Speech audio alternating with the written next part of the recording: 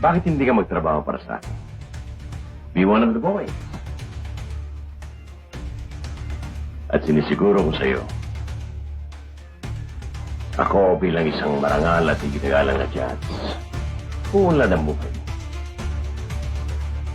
Diretso hindi kita, Dad. Hindi ako maaaring magtrabaho sa'yo.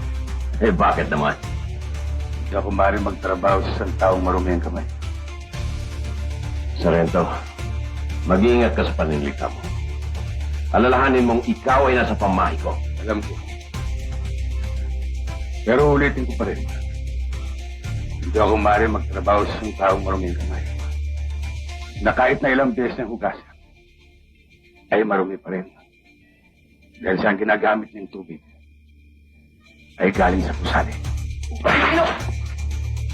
Espatola. Dad, pagsabihan mo itong aso mo.